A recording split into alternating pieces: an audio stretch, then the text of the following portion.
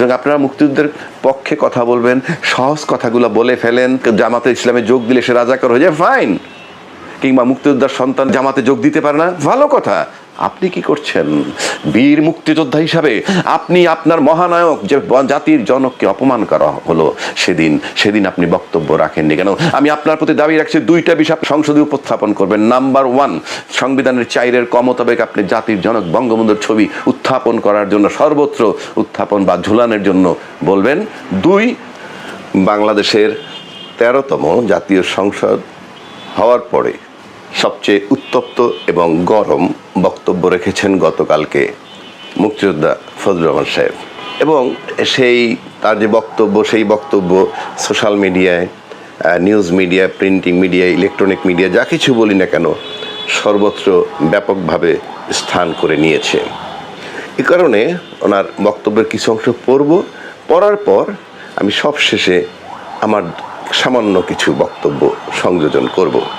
উনি বলেছেন গতকালকে পার্লামেন্টে, বলেছেন কি বলছেন, ইনফ্যাক্ট গতকালকে না, গত পরশু, যাই হোক, উনি বলেছেন পার্লামেন্টে, বলছেন এই কোনো মুক্তিযোদ্ধা এবং মুক্তিযোদ্ধা পরিবারের কেউ জামাত ইসলাম করতে পারে না, কোনো শহীদ পরিবারের কেউ জামাত করতেই পারে না, করলে এটা ডাবল অপরাধ। ফজলুর রহমানের এই বক্তব্য ঘিরে দেখা দেয় উত্তেজনা। এরপরে কি হলো, বিরোধী দলের সদস্যরা হইচই শুরু করলে সরকারি দলের সদস্যরাও প্রতিবাদ জানান। স্পিকার হাফিজউদ্দিন আহমেদ কাউকে নিবৃত্ত করতে পারছিলেন না, এক পর্যায়ে তিনি দাঁড়িয়ে যান। পরিস্থিতি শান্ত হলে স্পিকার সরকারি বিরোধী দলের উদ্দেশ্যে বলেন, সারা জাতি দেখছে, লাইভ টেলিকাস্ট হচ্ছে, সংসদ যদি বিধি মোতাবেক না চলে তাহলে এই সংসদ আর থাকবে না। স্পিকারের এইটুক বক্তব্যে মনে হচ্ছে যে সংসদটা ওই মুহূর্তে যেভাবে চলছিল সেটা বিধি মোতাবেক চলছিল না। তিনি সংসদের কর্মকাণ্ডের শিশুরাও লজ্জা পাবে বলে মন্তব্য করেন স্পিকার। তিনি বলেন, যারা অলরেডি দাদা হয়ে গিয়েছেন তাদের নাতিরা হয়তো এখানে গ্যালারিতে বসে দেখছে, তারা কি ভাববে এটা সম্পর্কে। অর্থাৎ ফজলুর রহমানের আলোচনা হয়তো যৌক্তিক, কিন্তু যেভাবে উপস্থাপন বা সংসদের ভিতরে উপস্থাপন, সেটা নিয়ে হয়তো স্পিকারের কাছে প্রশ্ন আসছে। ওই বিষয়ে আমার কোনো নাই, আমি জাস্ট নিউজটা পড়লাম ওনারা কী করছে। একই সাথে পাশাপাশি এটাও বলছি, মুক্তিযুদ্ধের সঙ্গে জুলাই অভ্যুত্থানের তুলনার বিরোধিতা করে ফজলুর রহমান বলেন, আমি বলবো এই কথাটা বলা অন্যায়, কারণ মুক্তিযুদ্ধের সঙ্গে 5ই আগস্টের সঙ্গে তুলনা করা হচ্ছে প্রশান্ত মহাসাগরের সঙ্গে কুয়ার তুলনা করা। ফজলুর রহমান বিরোধী দলের উদ্দেশ্যে বলেন, তারা বলেছিল কোনো মুক্তিযুদ্ধ হয় নাই, সেই দিন মুক্তিযোদ্ধা হিসাবে আমি বলেছিলাম এই আলবদরের বাচ্চারা এখনও কিন্তু ফজলুর রহমান জীবিত আছে। মুক্তিযুদ্ধ হয়েছে, মুক্তিযুদ্ধই সত্য, 30 লক্ষ মানুষ জীবন দিয়েছে, এটাও সত্য, আমরা সেদিন তাদের সঙ্গে যুদ্ধ করেছিলাম। এখানেই শেষ না, ফজলুর রহমান আরও বলেন, অনেক চক্রান্তের মধ্য দিয়ে ইলেকশন হয়েছে, সেই ইলেকশনে তারা কি করছে, আজকের যারা আমার ডান দিকে বিরোধী দল বসে আছে তারা কি করেছে, তারা যা করেছে সেটা কল্পনা করার মতো না। সেই চক্রান্তের ভিতর দিয়ে যখন তারা প্রচার করতে শুরু করলো, 2/3 ভোট পেয়ে তারা পাশ করবে, আমি ফজলুর রহমান বলেছিলাম জামাত জোট যদি 2/3 পায় তাহলে আমি বিষ খাবো। তারা কখনোই যুদ্ধে জয়লাভ করতে পারবে না, রাজনৈতিক যুদ্ধে। তাদের পূর্বপুরুষরা বাংলাদেশ চায় নাই, যতদিন রয়্যাল বেঙ্গল টাইগার বেঁচে থাকবে ততদিন মুক্তিযোদ্ধা জিতবে, রাজাকার কোনোদিন জয়লাভ করতে পারবে না। ফজলুর রহমান বলেন, আমার বক্তব্যের পর বলবে আমি কি মুক্তিযুদ্ধ করি নাই, যেমন বিরোধী দলের নেতা বলেন ওনাকে আমি সম্মান করি না, অসম্মান করি না, সবসময় মাননীয় বলে কথা বলি, কিন্তু ওনার দলের লোকজন এখানে বসে আছে, তারা আমাকে ফজা পাগলা বলে কথা বলে, তারা নাকি সত্য, তারা সভ্য, তারা ইসলাম। এ সময় অধিবেশন কক্ষে সবাই হেসে ওঠেন। এক পর্যায়ে ফজলুর রহমানের কাছে স্পিকার জানতে চান, আপনাকে কেউ ফজা পাগলা এ ধরনের উক্তি করেছে? এরকমের সংসদে কেউ বলে নাই তো, আপনি কেন নিজের এভাবে বলছেন? এরপর ফজলুর রহমান বলেন, আমি আবারও বলে রাখলাম শহীদ পরিবারের লোক জামাত করতেই পারে না, আর জামাত করলে ডাবল অপরাধ করেছেন। এই হইল মোটামুটি ওনার বক্তব্য। এই বক্তব্যের পরে অনেক রকমের সোশ্যাল স্ট্যাটাস আমি দেখেছি, সোশ্যাল মাধ্যমে অনেক কথাবার্তা আসছে। কেউ বলছেন উনি মুক্তিযোদ্ধা করেননি, যুদ্ধ করেননি, এমন কথা আসছে। আমি সেই বিতর্কে একেবারেই যাচ্ছি না। আমি ওনার সমস্ত কথাটাকে যদি সত্যি ধরে নিই, অবশ্যই মুক্তিযুদ্ধ না হলে আমরা বাংলাদেশ পেতাম না। মুক্তিযুদ্ধ না হলে আজকে আমরা হয়তো সুপ্রিম কোর্টে প্রতিষ্ঠিত লয়ার হয়েছি, হয়তো ক্লার্ক হয়ে যেতাম লয়ারদের। তারপরে আমরা আজকে বাংলাদেশ স্বাধীন হওয়ার পর আমাদের দেশের যারা সচিব পর্যন্ত হয়েছেন তারা হয়তো দেখা যাইতো হেড ক্লার্ক কিংবা বড় জোর অ্যাসিস্ট্যান্ট সেক্রেটারি এই লেভেল হইতেন, পুলিশের হয়তো আইজিপি হইতেন না, এটা কোনো সন্দেহ নাই। ব্যবসা বাণিজ্য যেটা আছে সেটা হয়তো পশ্চিমারাই করতো, যেটা আমরা দেখে আসছি সবসময়, যে সমস্ত ব্যবসা এই মারোয়ারিরা করতো, সেই পশ্চিম পাকিস্তানের এরা ছিল শিল্পপতি, বাংলাদেশের লোক ছিল সেখানকার কর্মচারী মাত্র। সেগুলো নিয়ে আমার কোনো দ্বিমত নেই। আর 71-এর সাথে জুলাই যুদ্ধের কোনো তুলনা কোনোভাবেই চলে না। যারা করেন তারা বোকামি। পার্লামেন্টের ফজলুর রহমান সাহেব যেটা বলছেন ওটাও আমি মনে করি সঠিক বলেন নাই, কারণ 71 আমরা ভূখণ্ড পেয়েছি। আর 2024 সালে যেটা হইলো সেটা একটা অভ্যুত্থান হয়েছে, সরকার চলে গেছে, ব্যাস। এর বেশি আর বিতর্কের কোনো প্রয়োজন নেই এখন। কিন্তু আমার প্রশ্ন ওখানে না। যিনি মুক্তিযুদ্ধের নামে মুক্তিযুদ্ধের প্রতি যাদের এত শ্রদ্ধা, সেই মুক্তিযুদ্ধের যিনি মহানায়ক, সেই জাতির জনক বঙ্গবন্ধু, সেই জাতির জনক বঙ্গবন্ধুর অবমাননাটা, মানে সম্মানটা আমরা যথাযথভাবে পাচ্ছি কিনা যদি বলেন, আমি ব্যক্তিগতভাবে আমি কি করি না করি সেটা ভিন্ন কথা।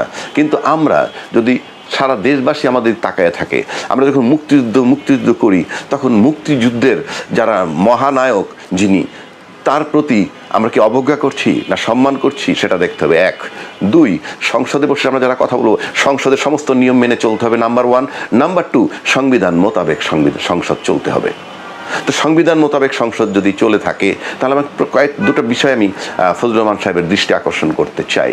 নাম্বার 1, এই যে বাংলাদেশ সংবিধান যেটা আমার হাতে আছে, এই সংবিধানের 4 ক অনুচ্ছেদ মোতাবেক বলা হয়েছে যে জাতির জনক বঙ্গবন্ধু শেখ মুজিবুর রহমান এবং মুক্তিযুদ্ধের মহানায়ক তিনি, তার ছবি সর্বত্র থাকবে। সরকারি অফিস, আধা সরকারি অফিস, বেসরকারি অফিস, বিদেশি মন্ত্রণালয়গুলো, বিদেশি এমবেসিগুলায়, বাংলাদেশ সমস্ত সেক্রেটারি সচিবালয়, সরকারি যত অফিস, সব জায়গায়, গণভবন, বঙ্গভবন, যে যেখানে থাকেন সেখানে এটা ঝুলতে হবে। সেই ছবিটা যে ঝোলে না, সে ব্যাপারে ফজলুর রহমান সাহেবের কোনো বক্তব্য পার্লামেন্টে আমি এখন পর্যন্ত শুনি নাই। কেন শুনি নাই? শোনা উচিত কিনা আমাদের জাতি এটা শোনার অধিকারী কিনা? উনি যে মুক্তিযুদ্ধের পক্ষে কথা বলেন, সেই আঙ্গিকে আমি বিষয়টা বলছি। ওনার সব কথা ঠিক যেটা বলেছেন পার্লামেন্টে, তার সাথে আমি অ্যাড করছি। আমি আজকে থেকে ওনার দৃষ্টি আকর্ষণ করতে চাই। আমি দেখতে চাই উনি বীর মুক্তিযোদ্ধা হিসাবে বাংলাদেশের যুদ্ধের মহানায়ক, তার ছবি সর্বত্র যে ঝুলছে না এবং সংবিধানের 4 ক ভায়োলেট হচ্ছে, সেই মহান পবিত্র সংসদে বসে উনি কিভাবে এটা সহ্য করছেন, এটা আমার প্রশ্ন, তার কাছে দাবি, প্রশ্ন যাই বলেন। এরপর আসি সংবিধানের 6ষ্ঠ তফসিল। এই আবারও দেখাচ্ছি বাংলাদেশ সংবিধানের 6ষ্ঠ তফসিল। সেখানে বলা আছে, জাতির পিতা বঙ্গবন্ধু শেখ মুজিবুর রহমান কর্তৃক প্রদত্ত বাংলাদেশের স্বাধীনতার ঘোষণা। তারপরই বলছেন শেখ মুজিবুর রহমান কর্তৃক প্রদত্ত স্বাধীনতার ঘোষণা, অর্থাৎ এই 6ষ্ঠ তফসিল মোতাবেক 150-এর 2 অনুচ্ছেদের মোতাবেক এই বাংলাদেশের স্বাধীনতার ঘোষক বঙ্গবন্ধু শেখ মুজিবুর রহমান। আমি ডকুমেন্টারি বলছি, এই ডকুমেন্টে যেটা আছে পবিত্র সংবিধান, যারা সংবিধানের দোহাই দিয়ে পার্লামেন্টে বসে আছেন, কথা বলছেন, তাহলে আমার তাদের প্রতি প্রশ্ন এখন যে আমাদের রাষ্ট্রপতি যখন এই অধিবেশন সংসদে যখন প্রথম জাতির উদ্দেশ্যে বক্তব্য রাখেন সংসদে বসে, তখন তিনি সেখানে বাংলাদেশের স্বাধীনতার ঘোষক হিসেবে উল্লেখ করেছেন জিয়াউর রহমান সাহেবের কথা। জিয়াউর রহমান সাহেবের স্বাধীনতার ঘোষক, এটা নিয়ে বহু আগে আমরা শুনে আসছি।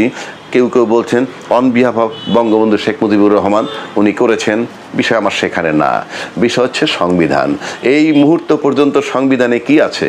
এই মুহূর্ত পর্যন্ত সংবিধানে যে 2টো কথা বললাম সেটা আছে। জিয়াউর রহমান সাহেব স্বাধীনতার ঘোষক কি ঘোষক না, এই বিতর্কে আমি যাচ্ছি না। বঙ্গবন্ধু স্বাধীনতার ঘোষক কি ঘোষক না, এই বিতর্কে আমি যাচ্ছি না। আমার বক্তব্যটা পরিষ্কার, সংবিধান মোতাবেক যা লেখা আছে তাই। এবং এটা না পড়ে জাতির জনক বঙ্গবন্ধুকে ঘোষকের পরিবর্তে রাষ্ট্রপতি শহীদ জিয়াউর রহমান সাহেবকে স্বাধীনতা ঘোষণা যখন করলেন তখন ফজলুর রহমান সাহেব পার্লামেন্টে বসে কি কোনো কথা বলেছিলেন যে স্বাধীনতার ঘোষক জিয়াউর রহমান নয় বঙ্গবন্ধু, কিংবা বঙ্গবন্ধু জিয়াউর রহমান স্বাধীনতার ঘোষক কিন্তু সংবিধানে তা নাই, কাজে সংবিধান সংশোধন করা হোক, এই কথাটিও তো বলেননি। পরিষ্কার, এই বিষয়গুলো কিন্তু পরিষ্কার করতে হবে। সুতরাং আপনারা মুক্তিযুদ্ধের পক্ষে কথা বলবেন, সহজ কথাগুলো বলে ফেলেন, জামাতে ইসলামে যোগ দিলে সে রাজাকার হয়ে যায়, ফাইন। কিংবা মুক্তিযোদ্ধার সন্তান জামাতে যোগ দিতে পারে না, ভালো কথা। আপনি কি করছেন? বীর মুক্তিযোদ্ধা হিসাবে আপনি আপনার মহানায়ক যে জাতির জনককে অপমান করা হলো সেদিন আপনি বক্তব্য রাখেননি কেন? আমি আপনার প্রতি দাবি রাখছি, দুইটা বিষয় সংসদে উপস্থাপন করবেন। নাম্বার 1, সংবিধানের 4-এর ক মোতাবেক আপনি জাতির জনক বঙ্গবন্ধুর ছবি উত্থাপন করার জন্য, সর্বত্র উত্থাপন বা ঝুলানোর জন্য বলবেন। 2, স্বাধীনতার ঘোষক বঙ্গবন্ধু শেখ মুজিবুর রহমান, সেইটা কেন রাষ্ট্রপতি বললেন জিয়াউর রহমান, সেই বিষয়ে আপনার বক্তব্যটা কি? আমার মনে হয় দেশবাসী জানতে চায়। কিংবা আপনি যেহেতু মুক্তিযুদ্ধের দোহাই দিয়ে বারবার মুক্তিযুদ্ধ নিয়ে বিতর্কিত করলেন, মুক্তিযুদ্ধটাকে আপনি, এই দেশের মুক্তিযুদ্ধ নিয়ে কারোর কোনো বিতর্ক নাই। তো আপনি যখন এই প্রশ্নটা আনলেন, সুতরাং আপনাকে এই প্রশ্নগুলো উত্থাপন করতে হবে যে বঙ্গবন্ধু স্বাধীনতার ঘোষক, সেটা লেখা থাকা সত্ত্বেও কেন পড়া হইল না? এটা সংবিধানের অবমাননা, এবং সংবিধানের অবমাননা করলেও আপনি কেন নীরব থাকলেন, কিংবা এখনও কেন নীরব?